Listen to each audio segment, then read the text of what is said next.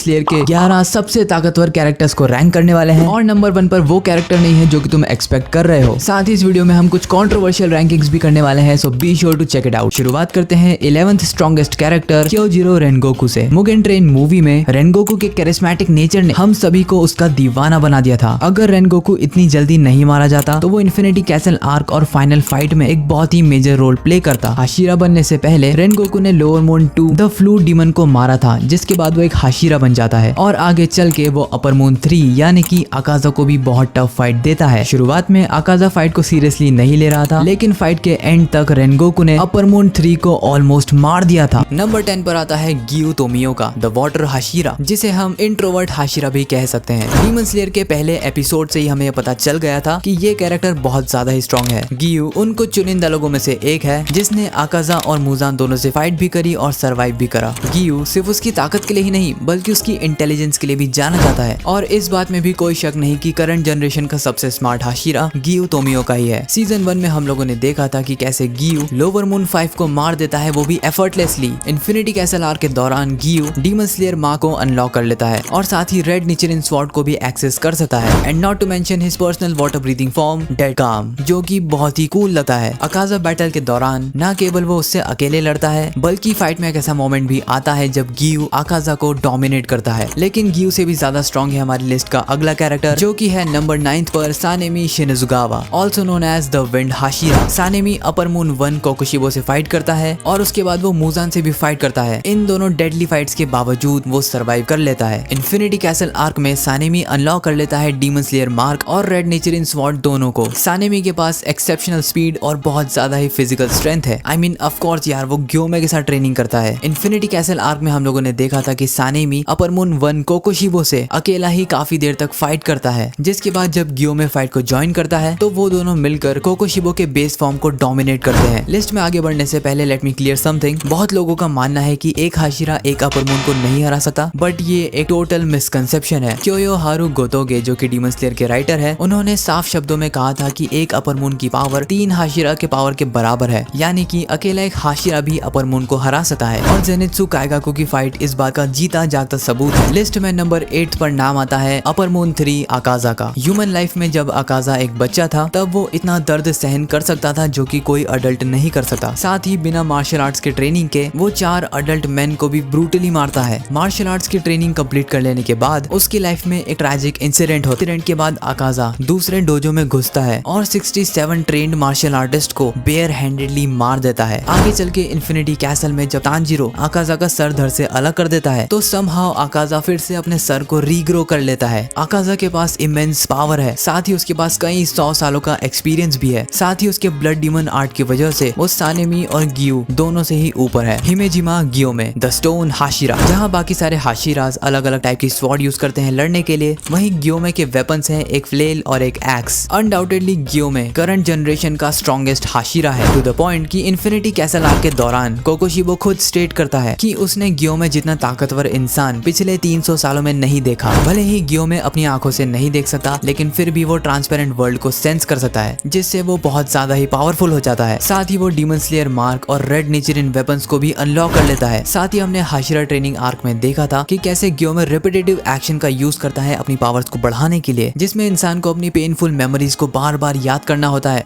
और उसी के थ्रू इंसान की पावर्स मैक्सिमम लेवल पर पहुंच जाती है। अगर अकाजा और गियोमे की फाइट हो तो बहुत ज्यादा चांसेस हैं कि गियोमे इस फाइट को जीत जाए, लेकिन गियोमे हमारी लिस्ट में अगले कैरेक्टर को नहीं हरा सकता, जो कि है upper moon 2 Doma. In terms of physical power Doma Akaza से भी ज्यादा ताकतवर है। साथ ही उसका ब्लड डीमन आर्ट है आइस मैनिपुलेशन, जो कि बहुत ही स्ट्रॉन्ग पावर है। इन्फिनिटी कैसल आर्क में हम लोग देखते हैं कि वो शिनोबु को बिना किसी एफर्ट के मार देता है, बिल्कुल वैसे ही जैसे उसने शिनोबु की बड़ी बहन को मार दिया था, जिसके बाद वो इनोस्के और कानाओ दोनों को ही एक साथ हरा देता है एफर्टलेसली। और स्टोरी में इस पॉइंट तक वो दोनों ही हाशिरा लेवल पहुंचे। वो बचपन से ही एक कोल्ड हार्टेड बच्चा रहा है, जिसके पेरेंट्स उसके सामने लड़कर मर जाते हैं, लेकिन उसे कोई फर्क नहीं पड़ता। अगर शिनोबु का पॉइजन डोमा को नहीं मारता तो हम उसका फुल पोटेंशियल देख पाते, which is of course greater than Gyomei, लेकिन वो हमारे अगले कैरेक्टर से ज्यादा स्ट्रॉन्ग नहीं है। नंबर 5 पर आता है अपर मून 1 कोकोशिबो, जो कि obviously one of the strongest character है सीरीज का, क्योंकि वो रियल भाई है द गॉड हिमसेल्फ योरीची का। डीमन बनने से पहले कोकोशिबो बहुत ही स्ट्रॉन्ग डीमन स्लेयर था, जिसने अपना मार्क भी अनलॉक कर लिया था। तो अब कोकोशिबो के पास पावर्स का भंडार है। उसके पास डीमन स्लेयर मार्क है ट्रांसपेरेंट वर्ल्ड वो एक्सेस कर सकता है, और वो मास्टर है second strongest breathing moon breathing का, और इस सब के अलावा वो ब्लड डीमन आर्ट को भी एक्सेस कर सकता है। अपने 500 साल के डीमन करियर में न जाने कितने डीमन स्लेयर को उसने मारा है। साथ ही उसके पास मुजान का सबसे ज्यादा ब्लड है, क्योंकि इतना सारा ब्लड सिर्फ कोकोशिबो ही हैंडल कर सकता है। कोकोशिबो इतना ज्यादा पावरफुल है कि डोमा और अकाजा साथ मिलकर भी कोकोशिबो को नहीं हरा सकते। गेन्या, सानेमी, मोइचिरो और गियोमे सभी लोग साथ मिलकर कोकोशिबो से फाइट कर रहे थे, लेकिन फिर भी वो उसे नहीं हरा पा रहे थे। अगर एंड में कोकोशिबो खुद से हार नहीं मानता तो वो इन चारों डीमन स्लेयर्स को मार देता, लेकिन कोकोशिबो नहीं हरा सकता नंबर 4 मुजान किबुत्सुजी को, the creator of demons himself. Muzan सबसे पहला डीमन तो था ही, साथ ही वो बहुत ज्यादा पावरफुल भी है। वो किसी भी जिंदा चीज को अपने अंदर एब्जॉर्ब कर सकता है, जैसा कि हमने सीजन 4 के एंड में देखा। साथ ही मुजान के फाइनल फॉर्म में उसकी पीठ पर 8 टेंटेकल्स आ जाते हैं, जिनके अंदर बहुत ही डेडली पॉइजन भरा हुआ है। साथ ही मुजान के पास अब तक की सबसे बेहतर रीजनरेशन एबिलिटी भी है, जैसा कि हमने सनराइज काउंटडाउन आर्क में देखा था। जब ओबेरॉय ने उसके गले पर हमला करा था, उसके गले को स्लाइस करते ही वो इतनी जल्दी हील हो जाता है मानो जैसे कुछ हुआ ही ना हो। मुजान अपने ब्लड डीमन आर्ट से कुछ भी कर सकता है, लिटरली कुछ भी। साथ ही उसके पास कमाल की शेप शिफ्टिंग एबिलिटीज भी है। मुजान इतना ज्यादा स्ट्रॉन्ग है कि सभी अपर मून्स मिलकर भी मुजान को नहीं हरा सकते। उसे सिर्फ 2 ही चीजें मार सकती है, या तो सनलाइट या तो योरुइची। जिसके बाद नंबर 3 पे आता है demon king Tanjiro. Final battle के एंड में मुजान जब मरने ही वाला था, तब वो तांजीरो को अपना सारा बचा हुआ ब्लड ट्रांसफर कर देता है, जिससे तांजीरो एक डीमन बन जाता है। लेकिन डीमन फॉर्म में तांजीरो सनलाइट को भी कॉन्कर कर लेता है और बन जाता है डीमन किंग तांजीरो, जो कि ऑब्वियसली मुजान से भी ज्यादा स्ट्रॉन्ग है। अब तांजीरो के इस फॉर्म के पास डीमन स्लेयर यूनिवर्स की सारी एबिलिटीज हैं, जैसे कि demon slayer mark, red Nichirin sword, transparent world, selfless state, blood demon art, sun breathing. यहाँ तक कि ये भी कंफर्म नहीं है कि डीमन तांजीरो मारा भी जा सकता है या नहीं, क्योंकि अब सनलाइट का भी उस पर कोई असर नहीं हो रहा है। लेकिन इस यूनिवर्स में एक व्यक्ति है जो कि डीमन किंग तांजीरो को हरा सकता है, और तुम लोगों ने बिल्कुल सही गेस करा। वो व्यक्ति है लिस्ट पर number 2 Yoriichi Tsugikuni, the literal god of demon slayers. Yoriichi वो व्यक्ति है जिसने ब्रीदिंग स्टाइल्स का इन्वेंशन करा, और वो फर्स्ट यूजर है सन ब्रीदिंग का, जो कि सबसे स्ट्रॉन्ग ब्रीदिंग स्टाइल है। योरिची के पास बचपन से ही डीमन स्लेयर मार था, और बचपन से ही वो ट्रांसपेरेंट वर्ल्ड में देख सकता था। साथ ही उसके पास सेल्फलेस स्टेट भी है, और उसने रेड निचरिन स्वॉर्ड को भी अनलॉक कर लिया था जब उसने मुजान से फाइट करी थी। जब वो पहली बार मुजान को फेस करता है, तब मुजान अपनी सारी ताकत लगा देता है सिर्फ वहां से भागने के लिए। तो तुम अंदाजा लगा सकते हो कि योरिची कितना ज्यादा स्ट्रॉन्ग कैरेक्टर है। जब वो 80 साल से भी ज्यादा का हो चुका था, तब उसकी मुलाकात होती है उसके खुद के भाई कोकोशिबो से, जो कि अब एक डीमन बन चुका था, और वो भी अपर मून 1। इतना बूढ़ा हो जाने के बाद भी योरिची एफर्टलेसली एक स्ट्राइक में कोकोशिबो को ऑलमोस्ट मार देता है। लेकिन इससे पहले वो दूसरा अटैक कर पाता, उसकी खुद की मौत हो जाती है। लेकिन जो कैरेक्टर हमारी लिस्ट में नंबर 1 पे है, वो योरिची को भी हरा सकता है, और वो है नन अदर देन इनोसुके हाशिबिरा।